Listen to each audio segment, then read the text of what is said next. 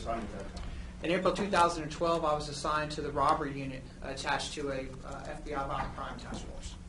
And as part of those duties, were you asked to assist with the investigation involving the death of Officer Jaime Padron? Yes, sir, I was. It's fair to say that a great number of detectives were called in that morning to assist with that investigation. Yes, sir. And in fact, is that you that we see periodically on the interrogation? Yes, it is. That is me periodically going into the room. Yes, sir. You never participated in the interrogation itself, but you went in there a couple of times. That's right. And in addition to that, did you have an opportunity to go over the contents of the backpack seized from Mr. Daniel? I did.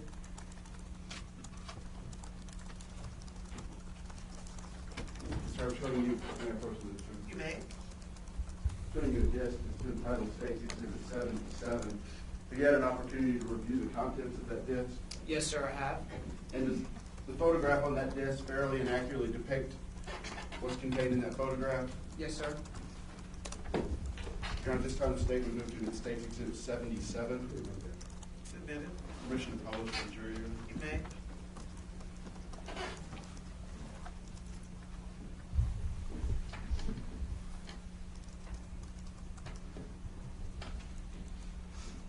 So would you describe to us what is depicted in States Exhibit 77?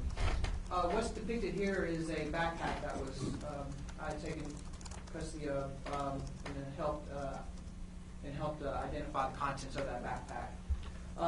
What you see is the floor of an office, and there's brown paper, butcher paper, if you want to call it, on the floor to separate the contents from the backpack from the actual floor. I'm looking at Reese's peanut butter, ice cream bars, Little Debbie's oatmeal cream pies. There's 3 bags there of 1 pound bags of peanuts. To the left there, those little red things next to the peanuts are, those circles are like filet mignon steaks. There's Jack Link's beef jerky. There's the yellow thing up at the top next to the Jack Link's beef jerky are some like Hostess cupcakes. And then there's 2 bottles of Corbel champagne. And those items on the right, whatever it is on the bottom, the remote control, those are just there to hold the paper down, is that correct? That is correct, sir. And the dark item on the far left is the backpack itself? Yes, it is. That's the backpack.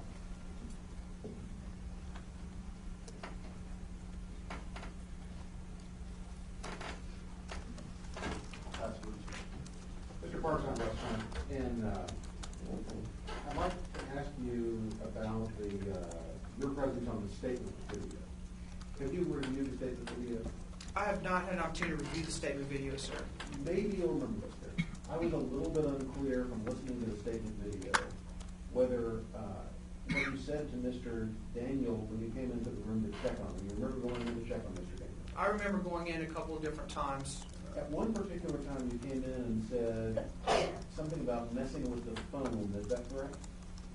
That is correct. But you weren't saying messing with the phone. There was no telephone in that room, was there? No, there was no telephone in the Instead, room. there's this foam sound deadening material on the wall. That's right. Inside the interview room, there is that like I don't call it styrofoam, but it's that foam that's just set for soundproofing. And he was maybe just fiddling with the phone on the wall. That was my interpretation at the time. Okay. And do you recall whether he was handcuffed at that time? I don't recall. I believe he was. Okay. All right. But at some point during the interview, they unhandcuffed him and let him be in the room before handcuffed. Is that right? That's my understanding. All right, fair enough. Your Honor, we'll thank you. Right. I'm going to leave first. Thank you, ladies and gentlemen. Next witness. Your Honor, the state would call Alan Martindale.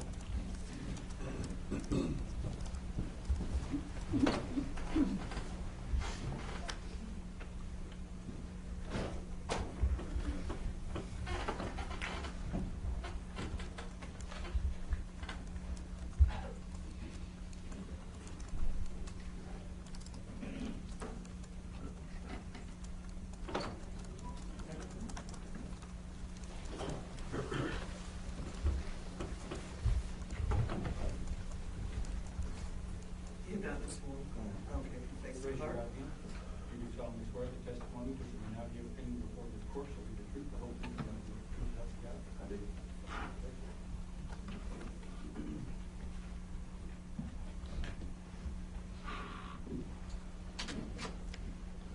You may proceed. Will you state and spell your name, please? Martindale, ALAN, And how are you employed? I'm store manager at Walmart, And what particular location are you the manager? 12900 North IH35 in Austin, Texas. And how long have you been the manager of that store? 7 years. And following the incident on April 6, 2012, were you contacted by a detective with the Austin Police Department? Yes, sir. And at his direction, were you asked to generate a receipt? Yes, sir. I approach the witness here. You may.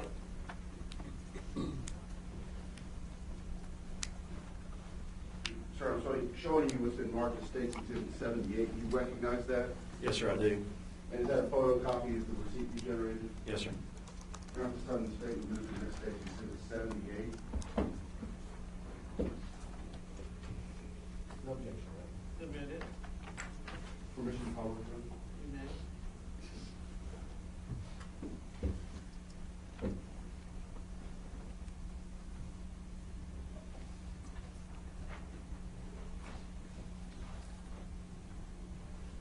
And sir, how did you know, or how was the message given to you to read certain items on that receipt? Talking with a detective that had the items.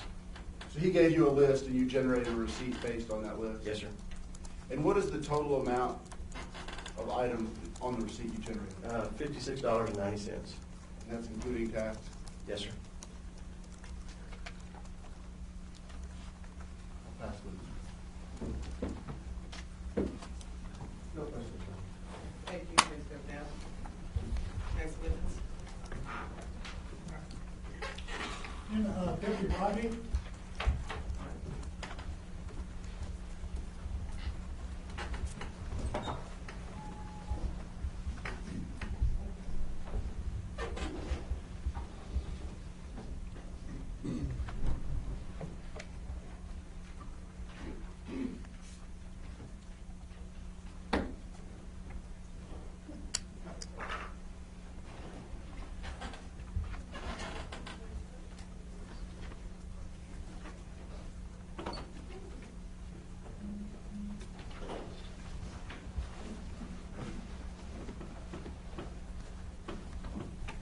Face the clerk. You swear you in. You do solemnly swear the testimony which you will now give opinion before this court shall be the truth, the whole truth, and nothing but the truth, help you God? I do.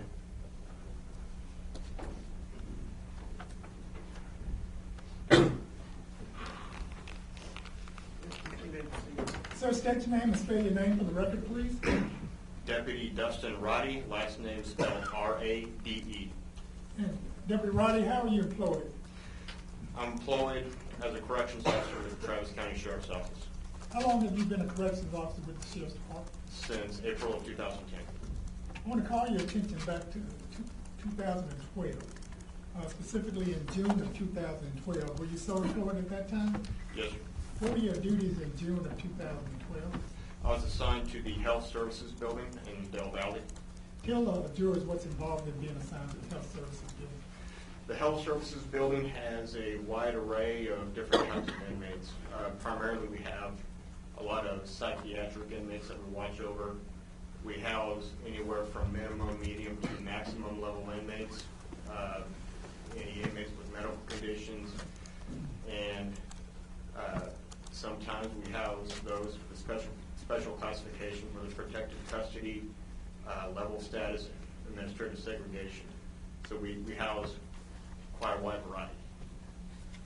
When you say you house, what is is the setup in the medical facility the same as it is in the regular holding facility? We have certain cells that are not the same as in other buildings in Del Valley. Some cells are what we call slick cells, violent cells. They're padded. We have psychiatric observation cells. But then we also have general population housing. So you do have the same type of setup as other buildings where they can be housed just like the same as normal inmates. And also at the same time, general housing. We do have those that are on psychiatric lockdown or review status for counseling. Back in June of 2012, did you have contact with an inmate who identified you as being Brandon Daniel? Yes, sir. What was the nature of that contact? Where was he housed that you came in contact with him? At that time in June, he was housed in the psychiatric observation cell. Would that be a cell where he's housed by himself, or would someone be sharing a cell with him? He's housed by himself. Are there certain items that prisoners, inmates are not allowed to possess? Quite a few items are not allowed to possess. And do you sometimes check the cells of inmates to determine if they have those contraband items? I frequently do, yes. I'm going to call your attention to the third day of June 2012. Did you have occasion on that day to come in contact with the defendant, Brandon Daniel? Yes, sir. Would you describe for the jurors what that contact was? In the psychiatric observation cells, once a shift, we always like to have the nurse come by, check vital signs off the inmate, make sure he's doing okay, they'll ask him questions. But while the nurse is with him, we're going to be with the nurse providing security. And while I'm inside the cells, I always try to inspect the cell, make sure that everything would be in order.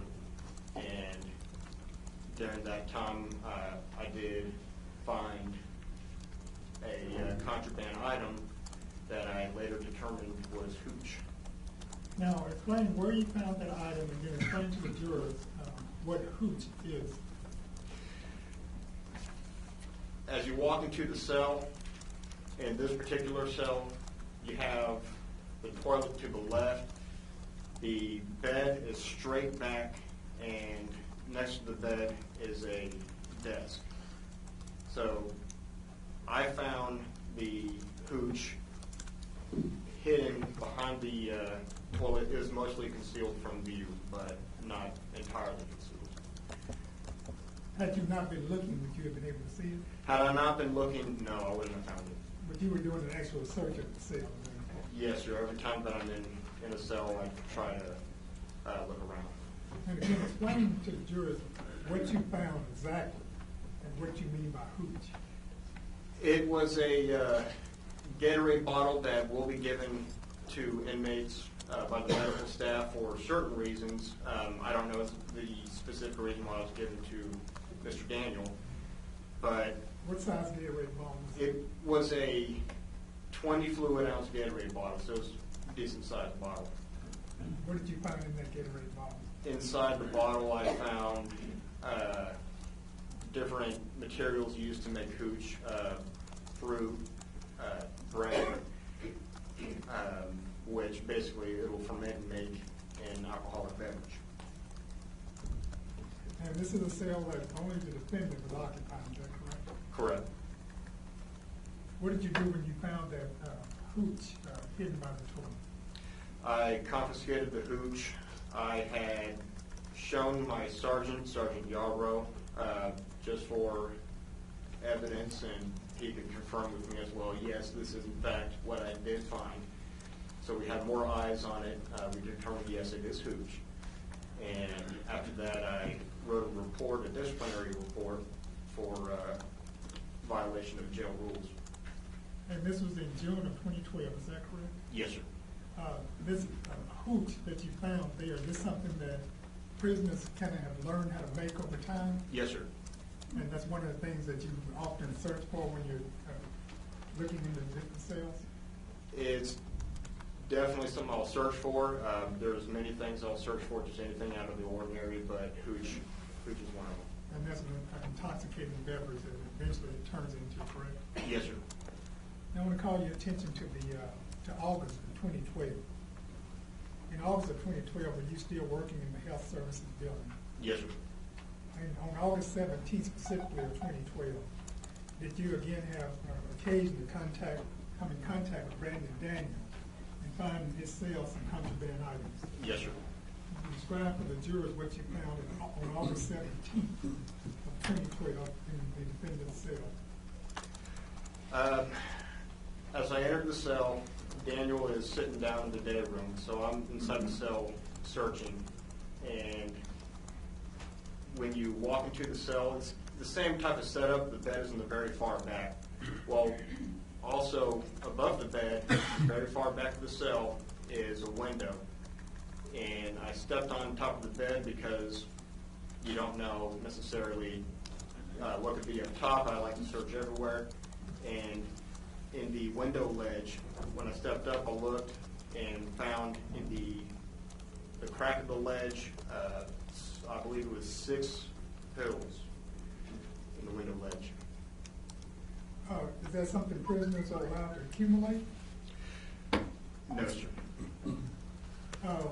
After you found these pills they were clearly hidden, correct? Correct. They're clearly hidden, but they were hidden so as to avoid observation by someone who might be searching the cell. Correct. What did you do after locating those 6 pills in that hidden location? Confiscated the pills, continued searching to see if I could find anything else. That's, once I spotted that, of course I'm going to check to make sure there's nothing else of that nature. I did not find anything else, but I did confiscate the pills, and again contacted my sergeants who I turned the pills into for evidence keeping. And I, once again, did a disciplinary report for another jail rule violation. And also, I'm sorry, Deputy Roddy, did you attempt to determine on your own what kind of pills those were? Yes, sir. I went to drugs.com where I found I had the pills that I took from the cell. I used a description of the pills. Also, there's imprint on the pills with letters and numbers that I was able to determine what the medication was or the pills were.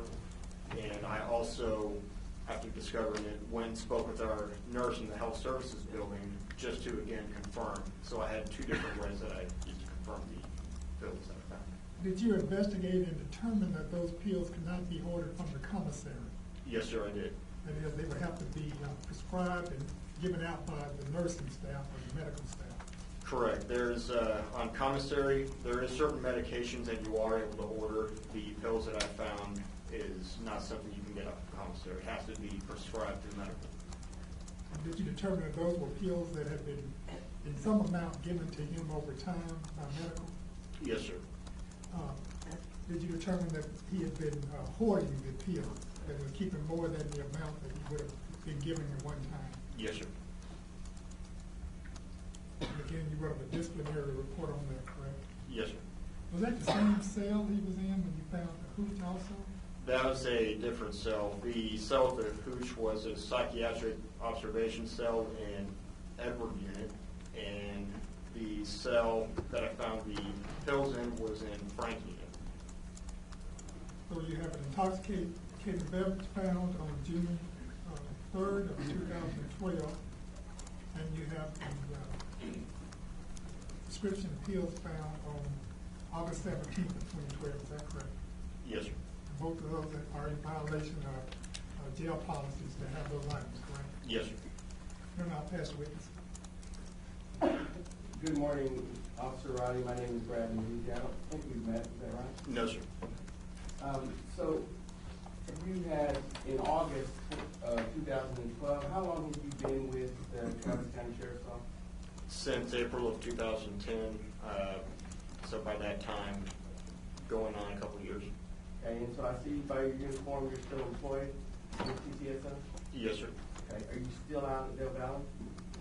No, sir. I'm now downtown Central Booking. Okay.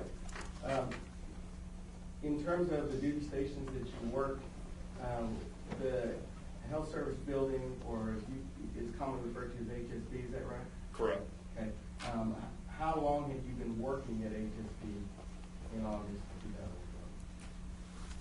2012? I was assigned there after my academy in June of 2010. Okay, so since you were there at least a couple of years. Yes, sir. Okay. Now, you stated that you were, when did you get transferred out of there? I started working central booking January 19th of this year. Okay, so from when you were done with the academy until you came to central booking in January of this year, you worked out at Del Valley? Yes, sir. And all that time with HSD? As a permanent assignment, yes, sir. Okay, all right, I was just trying to get a time frame. Okay, so you were working at HSD in the month of August of 2012, is that correct? Yes, sir. So were you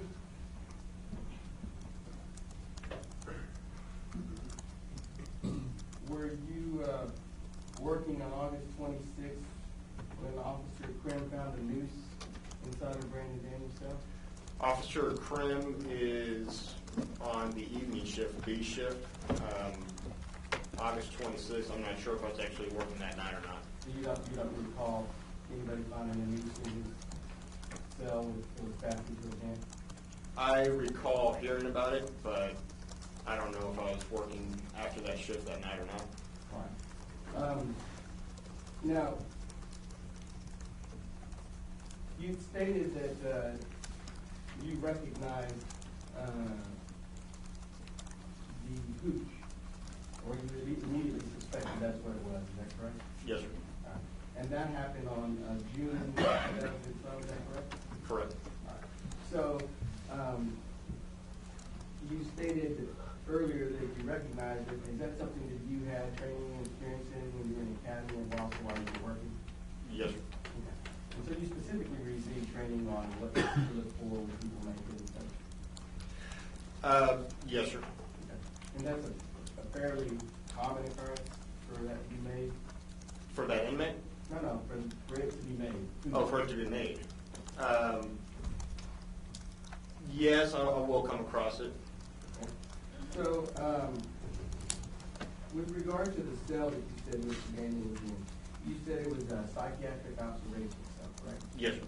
How is that different from the other cells within the HSD? Well, with that cell, you are extremely limited on what type of items you're allowed in that cell. You're allowed one set of uniforms that you're going to be wearing. You have a mattress. You have a quilted blanket. And the quilted blanket is designed in such a way to prevent someone from committing suicide. It's hard to tie a noose in. And you're allowed toilet paper.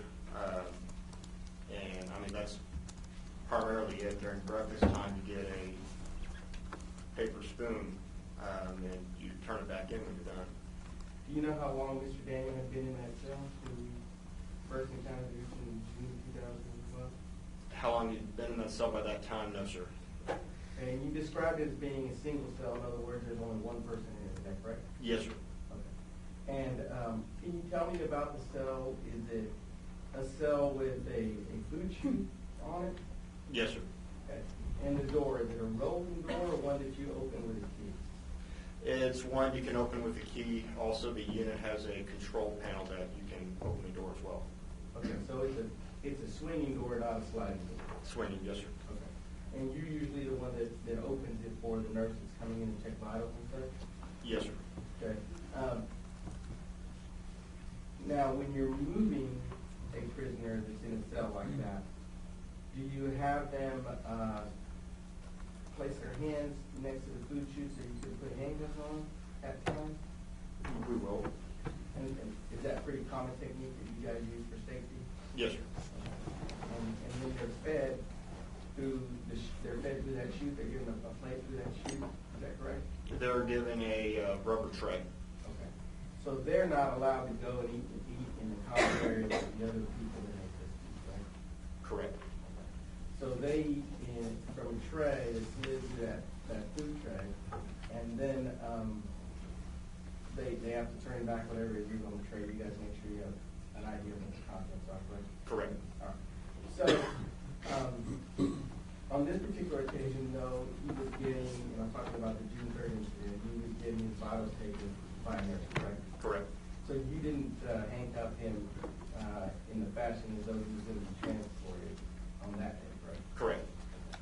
You just had to move to the back of the cell while you opened it? When we're in those cells, when we're doing vitals, what's going to happen is we'll have them sitting down. We're going to have the upper edge where we'll put them in a position where we're less likely to be threatened.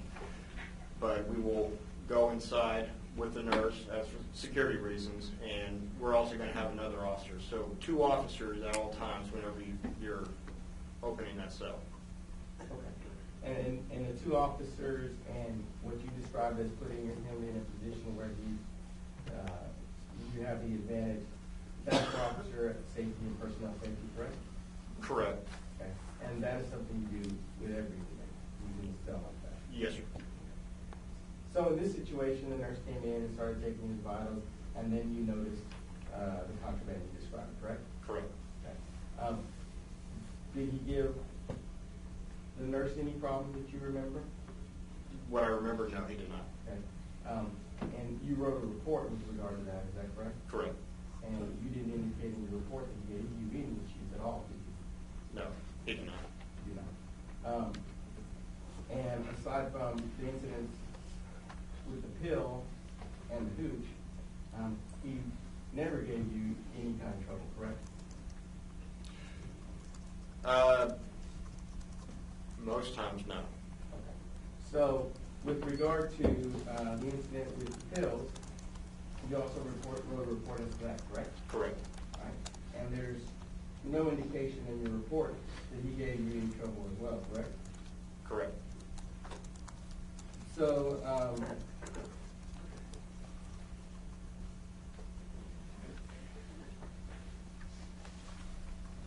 did you yourself find anything else other than these 2 items During those days?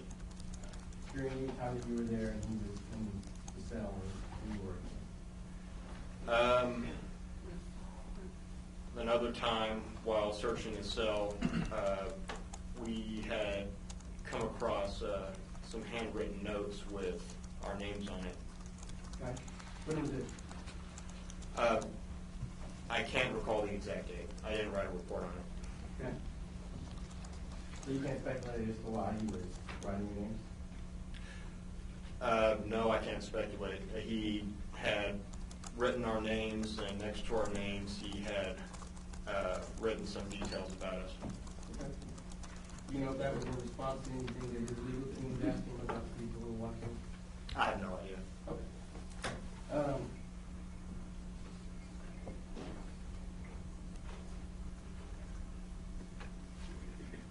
So you also weren't present, you said you didn't find anything else, so you weren't present on October the 6th of 2012 when they found the second news type in everything? I don't believe that was my shift, no, sir. Was there also a time when you were involved with a dispute about some property that was missing of his, that was taken and not returned? Do you remember that? I recall hearing about something like that. I was not involved. Okay. Do you recall whether, in what you heard about it, whether, well, then I'll call for your say, so I'm not going to ask you that. So, pass witness, What does it take to get into the psych unit? It depends on what you may answer with medical staff or counseling staff. If they believe that there's a reason that we may need to watch you just to see how you are, or if you claim that you are suicidal, that's common method that we have inmates come to the psychiatric portion of the building. For instance, if I'm an inmate and I'm talking to a counselor or a doctor, and they ask how I'm feeling, and I say, I feel like killing myself, or I feel suicidal, will that get me into the psych unit? Yes, sir. So it doesn't take a great deal to get into the psych unit, does it? No, sir. And they tend to err on the side of caution, that if somebody gives any sign, say anything suggesting that they may want to hurt themselves, that gets them over into the psych unit. Yes, sir. So tell me about this list that the defendant was keeping with the names of the jailers, is that what it was? Yes, sir. And it had details about the jailers? It just had some written, some details about us on the shift. As from what I remember, it was primarily my shift. What kind of details are you talking about? Well, on the note, there was, for me, for example, and it was, my name was spelled with a W. There's no one else with a name quite like me, so I was able to determine, okay, this would, this most closely resembles me. It said equals the devil.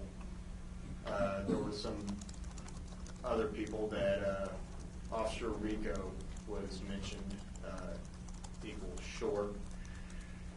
I'm trying to remember all of them. I believe there was another one talking about another officer about how he follows the rules, things like that. It wasn't anything that you guys were doing to him, he was just keeping up with information about you or your habits? It was information about us that it looked like he's just been writing down.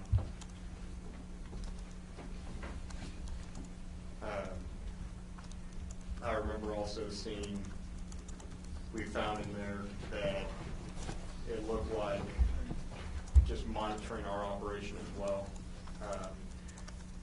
If I can remember correctly, how many inmates we bring in for night cleanup, stuff like that, what time we bring them in.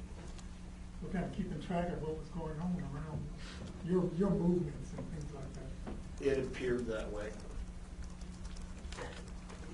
That's what- Officer Roddy, where's the copy of this document? There is one on email. I will be able to pull up Did you if. bring it with you today? No, sir. Did you submit it to the district attorney for discovery? No, sir. We submitted it to our chain of command. That never got submitted to the district attorney.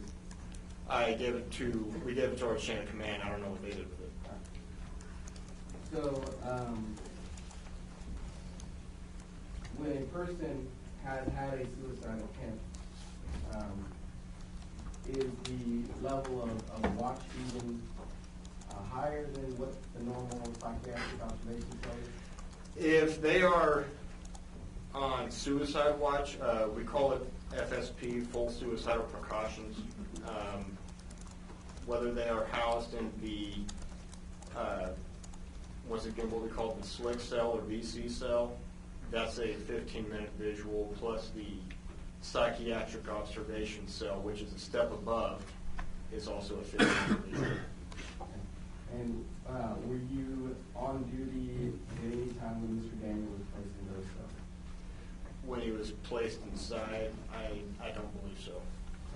Were you working in May of 2012 when Mr. Daniel was taken to Breckenridge Hospital for suicide?